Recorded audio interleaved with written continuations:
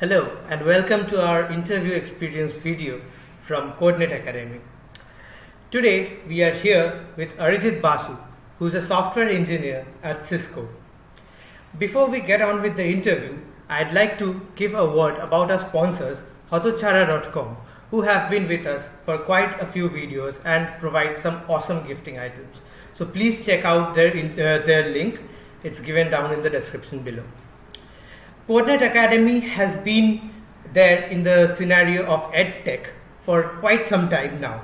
The ultimate end goal of Quordnet is to ensure a smooth EdTech experience and to boost the technical know-how and as well as other fields of know-how throughout the world, not just in India and not just in our base.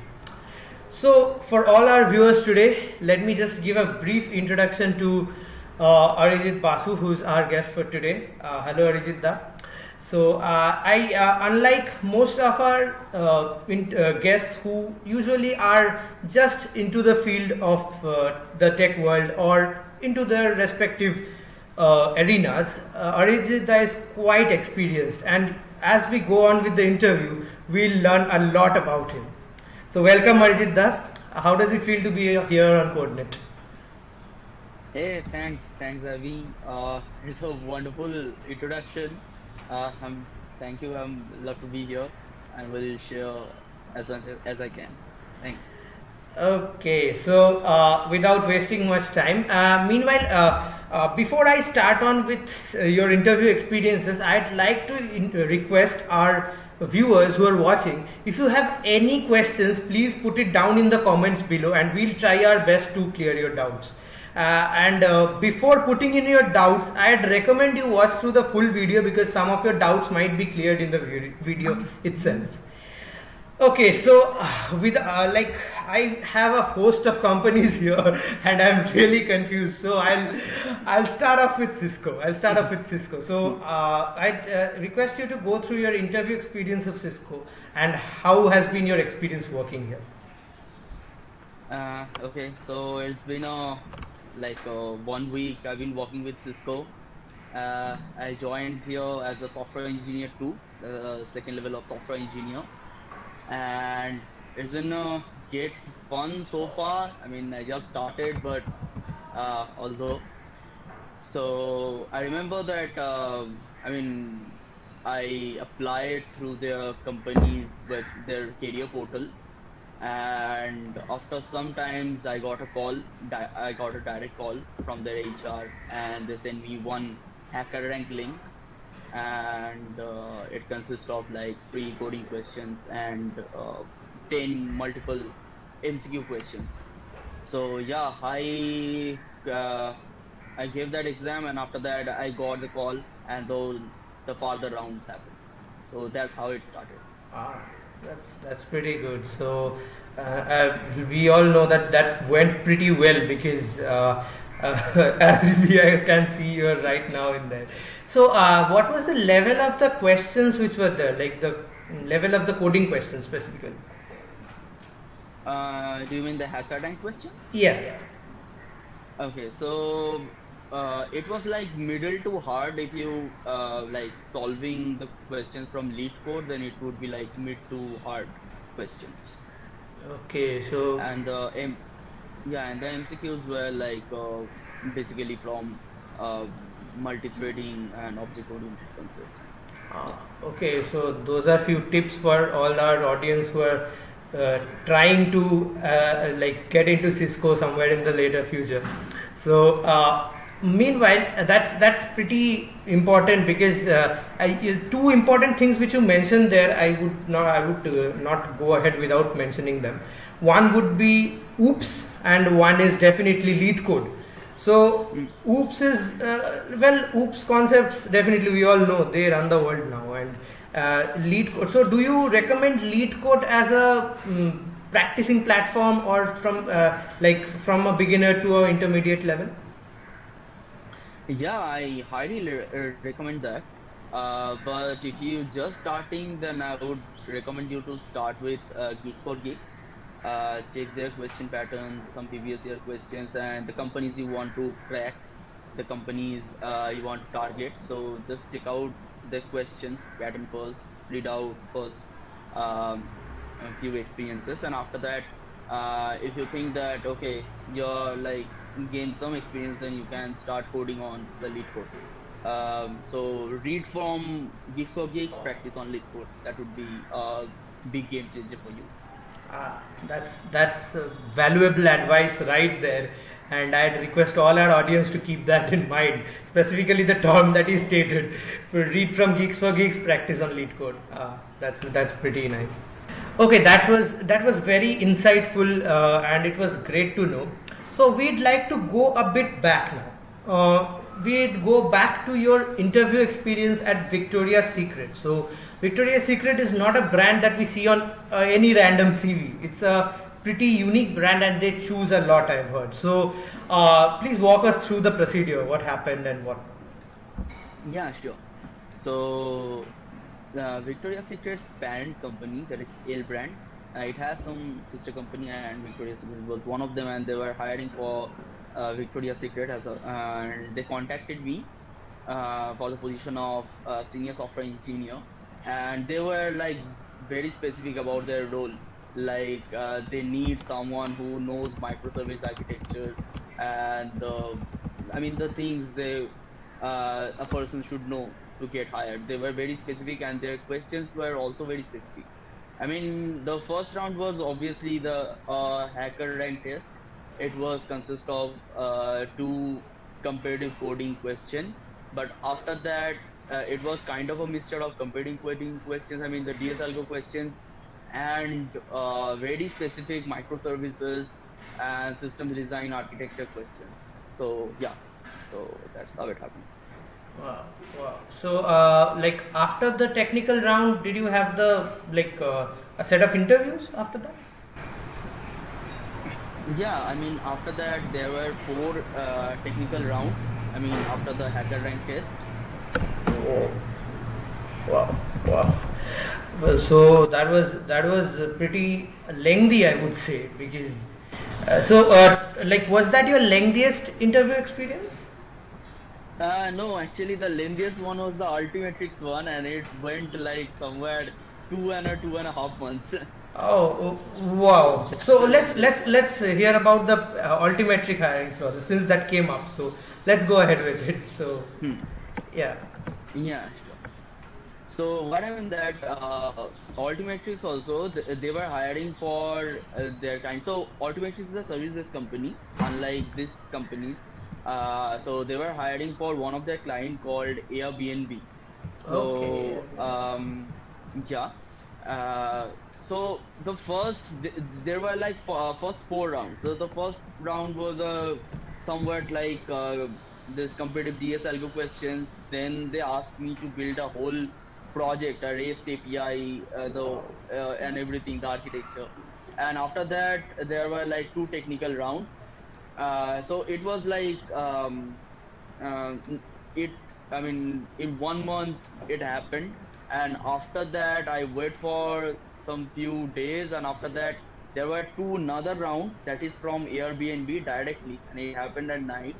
And there are two foreigners who actually took those interviews, and it was like a comparative coding questions only, somewhat like you will face in Cisco or Amazon, someone like that. So yeah. Okay.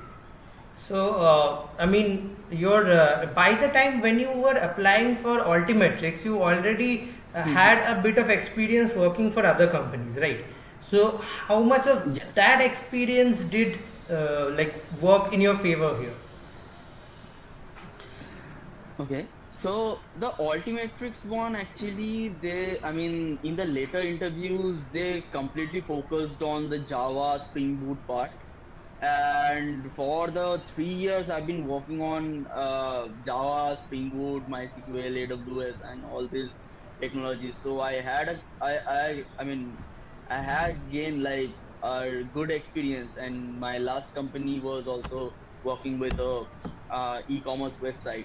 So it has like microservice architecture and all. So that's how like I gain a good confidence on those. So yeah, it was easier one. I would say. Uh, Easy but lengthy.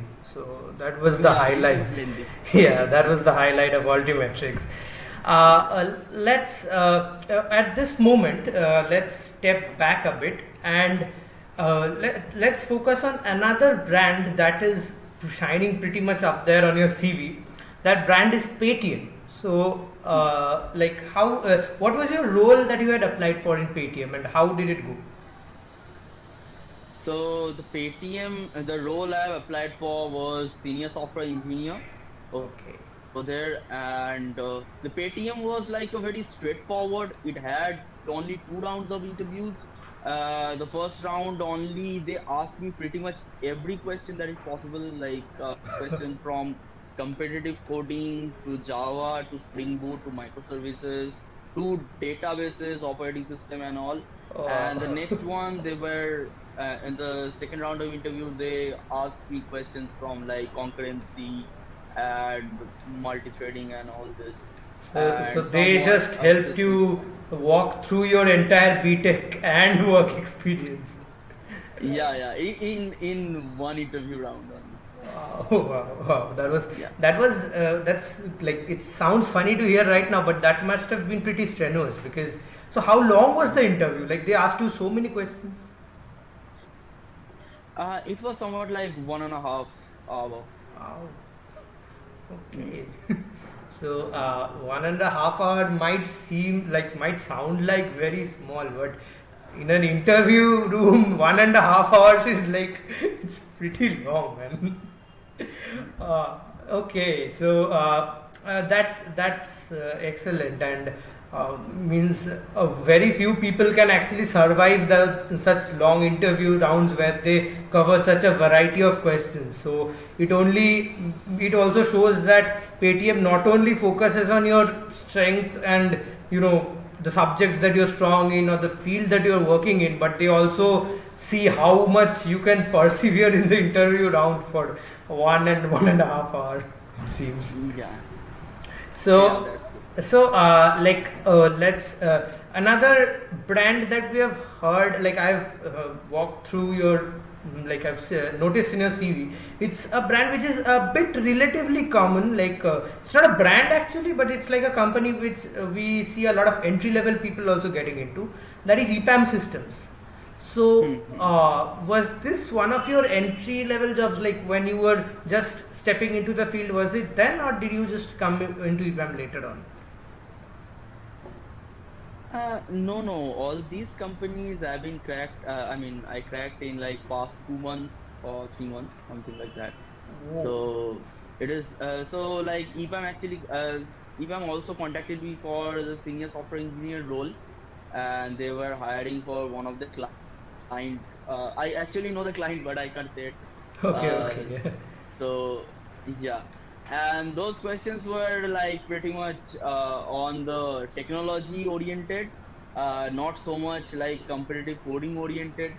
So yeah, and that was it actually. So, how It's was not the that interview process? Like, can you just walk us through a bit into the details without, disclosing too much?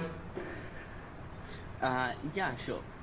So there were no hacker rank rounds. Okay, they had Okay. straight contacted me and they said that your CV is shortlisted, your resume is shortlisted, and they wanted to take a web interview and it will carry forward if I pass that one. So I said okay. So it started with like Java and Spring Boot and all these questions. I mean, mostly basic stuff. And I mean, EPAM had total 3 rounds of interview total. Didn't have any HR interviews. The tutor rounds were mostly common questions from like Java database, Spring Boots, and all. It was mostly common. The third one was from the hiring manager, and they actually grind me like a lot because my expected salary was pretty high at that time. So he started off by saying, "Okay, your expecting salary is pretty much high. Did you know that?" So I said, "Okay." So he said, "Okay, I will test you that whether you can qualify or not." So that's how it started, and he actually grinded me a lot. but it's good to see that I mean, got the his expectation actually. So it actually showed the fact that the expected salary which you actually wrote there, you deserved it pretty much, because at the end they agreed to your demands, I believe. Yeah, yeah. Uh, So yeah, so the last round was actually they asked from like the system design part, and it was a good one. Ah, okay. So even they covered a lot of aspects, which is pretty okay. And that at that in this juncture, I'd bring you to one of your recent exploits that you have acquired pretty recently, I believe, and that is Yeah, Naukri.com. yeah, Yeah. So could you walk us through the procedure there? yeah, sure. So Naukri.com actually contacted me for the role of lead engineer, and like it start with a like a generic hacker rank test where there were like two questions that I had to solve, and after that there were another two rounds of DS algo where they asked me two DS algo questions in each rounds, and after that there is a low level system design round where they asked me to design the Amazon's product page completely. Wow. And first of all, I had to give him like a high level, high level kind of a structure, like what are the load balancer, or how we Yeah. can scale it and all that. And after that they go into detail one by one particular things, and they asked me to draw the entity diagrams and all. And after that also they were saying like if the scale is going so high, or if this problem happen or some failure, how we can handle this kind of failure. So So was it those a are the sort of a questions. discussion sort of thing? Yeah, I mean it's a low level design interview, so it was like that only. Uh, that's pretty insightful, and your detailed Mhm. in this like description of the rounds was important. So was there any other round in that, or was that the only one? No, there were not high level design round, because they actually cover the high level part in that low level design round only. Okay. Yeah, and they made me draw all those like entities, first of all, those entities and how they're related, and also the whole high level architecture. Hmm. Like, yeah, so I draw it like boxes, I draw it and how they're like connected and all. Ah, That happened. yeah. So that sounds pretty simple, but that isn't simple at all. And that's pretty insightful. So, like in this, like as we come, I won't. You have cracked a lot of interviews by now, and so which one do you think like? Means other than obviously you joined Cisco, so Cisco is definitely it was your choice. But Hmm. like, why did you choose Cisco out of so many? There are like couple of reasons for that I chose Cisco, but the main thing is I like their work person. I mean, when you have a companies which are really, they have like big names in the market, so it would be a very big decision for your life. So what I did that I talked a lot of persons on LinkedIn, and also I check out what are their company's mission and vision and all that. So I find that the Cisco work culture is pretty good. It is enjoyable, and the work people are doing over there is really good. Like research and development kind of works are there. So that's why like I mainly chose Cisco over other companies. That's a pretty bold decision, and as well it was a pretty logical decision, because the points which you mentioned are literally like people want that kind of jobs, and that's why once you have so many options and you have a particular company which is going down that track, it's definitely important. And it was I believe it's a wise decision, but then obviously let's see. That brings me to one of some of the questions that some of our viewers generally have. Since you have such a vast experience across so many companies and so many years in the field, so one very common question. This is not related to interviews or this is not related to academics even. This is related to one term which is a very favorite term among people. It's called CTC. So so there's a very common thing that we come across LinkedIn. We come across many people saying that your CTC and your in hand don't match. Your salary, like there is a lot of a difference. So can you just walk us through that entire scenario and how much your experience can tell us about what exactly the scenario is about? Okay, so the thing is actually okay. So that is right. Obviously, your e-hand and your CTC won't match, and it also like depends on companies to companies. So some companies actually they were pretty simple. They have like only two components of their salaries. One is fixed part, and another one is bonus part, and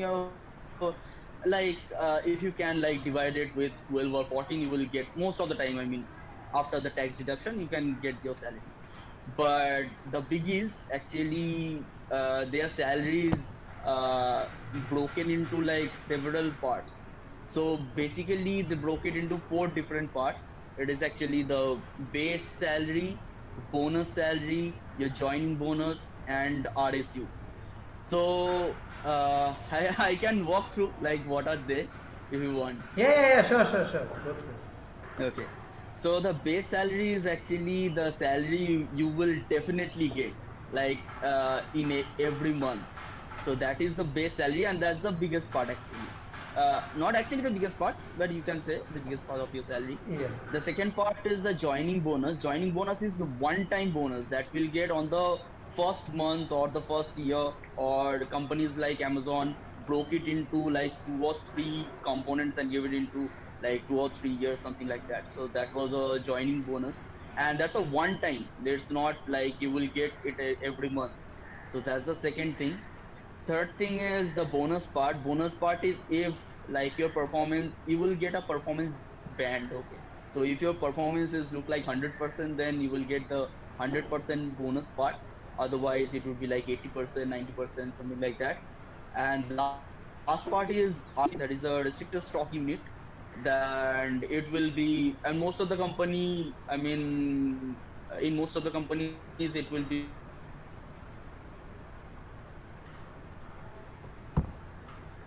So yeah, so that was the part actually. Okay, I mean that's. I hope that was a pretty clear.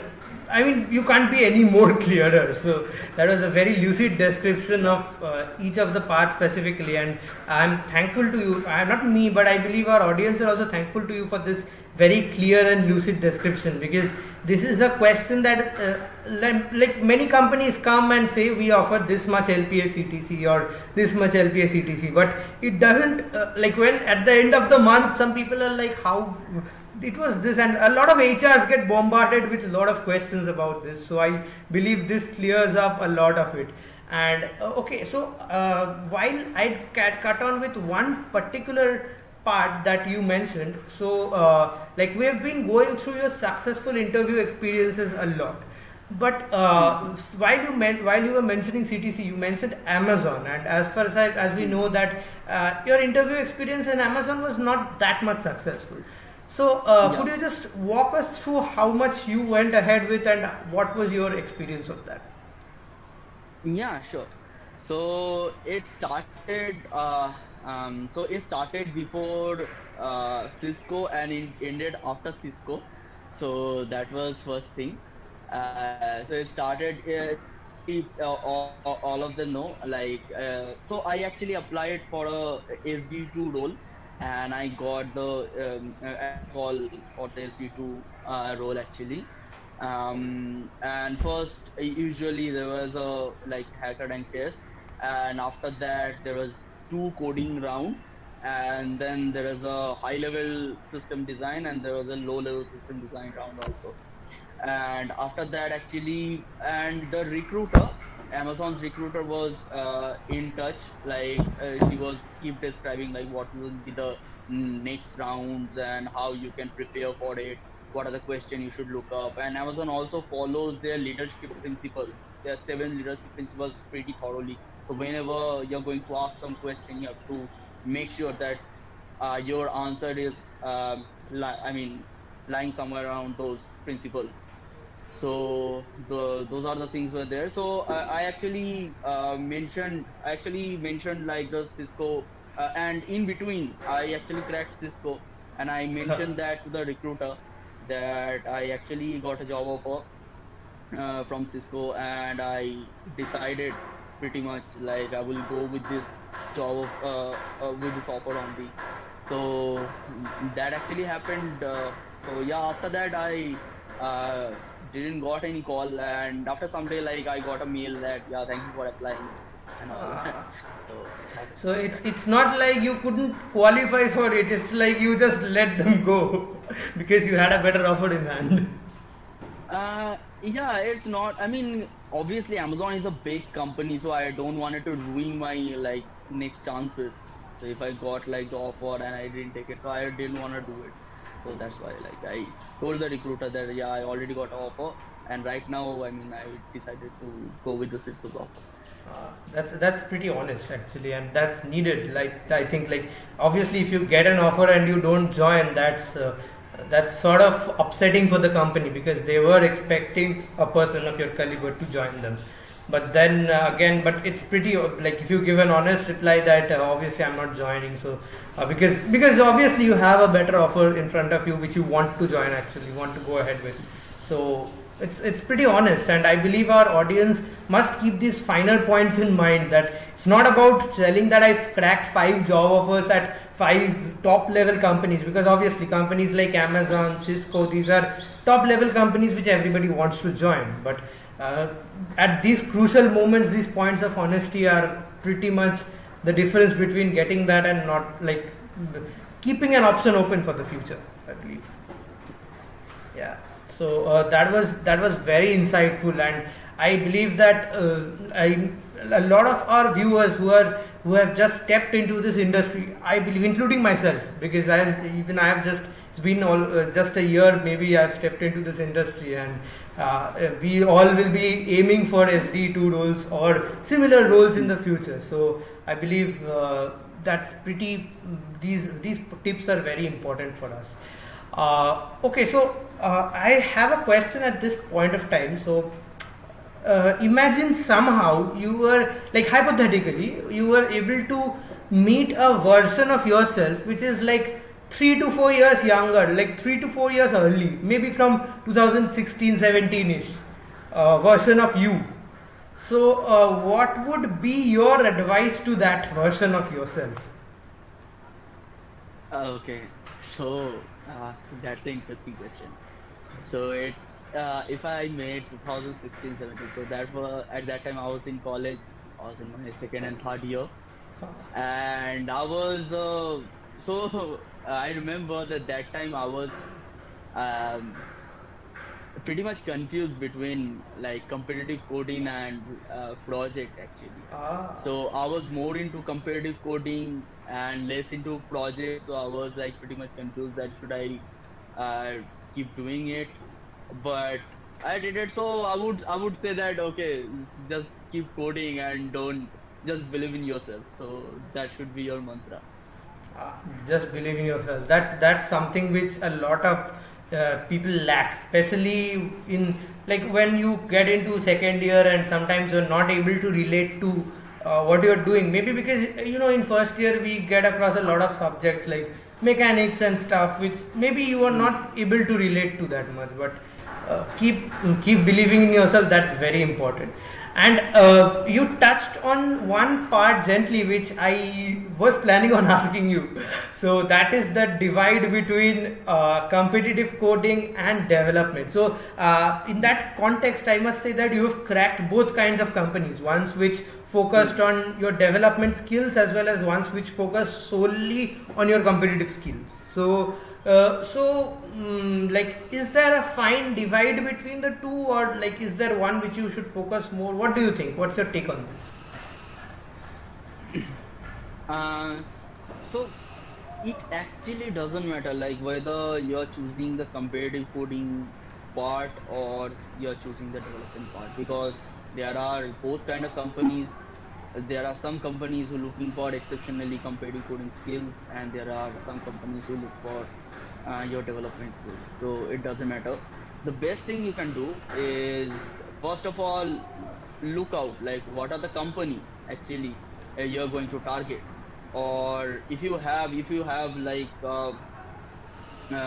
more concentrated, if you are more concentrated over like competitive coding parts, then what are the companies that recruited they actually give like more points on competitive coding. Companies like Amazon, Cisco, and these companies actually only asked, I mean generally asked competitive coding questions throughout their interview process. And there are some companies who actually more focused on your development part. So yeah, there are like both sides are there. There are like a lot of companies are there, and if you are good at one of them, like the competitive coding or the development, you are good to go. So that's like the right thing which you summed up is striking a balance and looking like which which is a target oriented approach. So that's Yes. did you follow that own approach yourself down the line, like 5 years, this 5 years? Yeah, actually, like after one point, like, and right now, actually, there are a lot of people who they are sharing their interview experiences. Like your channel, from your channel also, I saw a lot of people shared interview experience. So videos like that's actually a very informative, because if you know that what questions that been asked to that person, you can just like go through that questions, or you can like uh, you can just like prepare on those points, and you're I mean ready for that interview. So something like that. So like when I was in my college, I was more into competitive coding. So I was in those like I visited those competitions and all. My first company, that is TCS, I got that job offer from Quordnet. So I was more into like a competitive coding person rather than a development person. But I did some of like development and all. Yeah, I saw there are a lot of people who are into, I mean, hardcore development, but not into like competitive coding. They are also doing pretty well. Yeah, so it's not actually divided. There are two ways which, like any of which, can lead you to success in your particular target. So the target oriented approach, I believe, is important. Yes, right. So both of the things are pretty heavy weapon. You can grab them, one of them, and I mean you can get good at it, and it will lead you to your desirable company. That's I believe is the topmost carry away from this video. Like it's not like you have to choose one over the other. It's not, obviously choosing one over the other is important, but it's not like you have to just completely give one away and you feel that one part of your life is totally gone. You can't do it. It's just like it's means to the same end. So that's very insightful, and especially that's important because the sort of experience that you have in the industry right now, this is important coming from you, because a lot of people who are watching this video right now I hope they will follow this. At least I myself will follow this. I to be honest, I wasn't much into competitive coding. I was more into the development side, but as you say, they are means to an end. They are just means to the same end. So that's very important. And one thing which you also mentioned, and which I believe our audience will adhere to, is like interview experience videos like this. By the way, if you haven't subscribed, please subscribe now. So yeah, so interview experience videos like this also help a lot, because the reason why we are having this is because our audience will get a sense of direction as to what to do, what not to do. So that brings me to another question. So, like from your second, third year till now, was there any particular thing which you feel you shouldn't have done, or a particular regret or something like that? No, actually, I mean, I was like pretty clear. I just have one doubt, so that's why like I was keep doing some of the development tasks. Like if someone asked me that how to do that, I should know that I have some idea. But other than that, I was pretty much focused. I know like which subject to read and which subject I can I mean lose a bit. So I was pretty clear at that from that time. So I didn't have any regret. That's important because you took a lot of major decisions. Like we all heard a lot of brands and a lot of major decisions down the road. So it's important not to have like not to stay stuck on the past and keep regretting on issues which are no longer in your control. So it's important to like, take decisions and take ownership of it and go ahead. Whatever happens will happen for the best. Yeah. Yeah. So, so any particular message that you have to our viewers, Arijit, who have been with us here today? Yeah, I have. The first message I want to give all the college students who, I mean, will be joining the corporate world in the next coming years. So I want to tell them that just keep coding and believe in yourself. That would be the best thing you can do, and you should. I mean, just do it. Just keep coding and believe in yourself. That's it. That's the only mantra you should have. That's the first part, and the second part is the working professionals like me who have like 1, 2, 3 years of experience and wanted to move to some big companies. I would say that it's seriously a pretty hectic task because you have 7 to 8 hours of job, and after that you have to study for the interviews.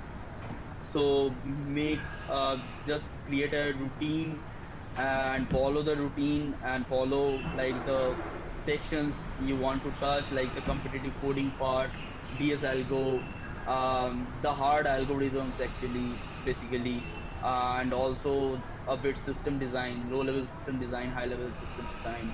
So just make a routine out of it and you can follow it and you can get it. Yeah, and one thing which you didn't say, but it's very evident from you, from your presence on our channel, is confidence. You definitely need confidence, and you're oozing confidence right now. And I believe, all our viewers can take that as a visual cue as well. That confidence is key. Definitely the points which you mentioned, DS algo, system design, even DBMS, which was important like 3 years down the line, even after graduating. So like these basics don't fade away. They'll stay with you throughout. Whether the level will definitely increase, like you mentioned, the hard algorithms, the comparatively harder ones. So the level will keep increasing, but the basics will always stay. So it's very important to clear the basics, and especially to your advice to college students, I believe all are like a majority chunk of our viewer base is college students, I believe, and people who have just stepped into their careers. So this video and your experiences in so many different fields and companies, I believe, will have an exceptional benefit for them. Thanks a lot, Arijit Da. Thanks a lot for being with us here today. Thanks a lot to hotochara.com for sponsoring this video, and thanks a lot to all the viewers who have been with us up to this point. Like, video has been a bit long, but thanks a lot to all of our viewers who are with us today. I hope if you haven't already, please subscribe to the channel, so that the links and everything are given down below, so you can go ahead and get further updates whenever we are online with many more interview experiences like this. With people like Arijit Da with us, it's evident that you will definitely carry away something good from it. Thanks a lot, Arijit Da. Thanks for being with us. Okay. Yeah, thank you. Thanks a lot. Bye. And see you guys, to all our audience, see you guys soon. And don't forget to check out the other interview experience videos as well as the Quordnet Academy website, which is now live. The description, the link is given in the description below. So the Quordnet Academy, as I said, is looking forward to revolutionizing the edtech arena that we have. So that currently it's booming in India, but there can be a much further way, and it can be a much honest way than the way we are moving ahead. So looking forward to all of you guys soon. Take care. Bye bye.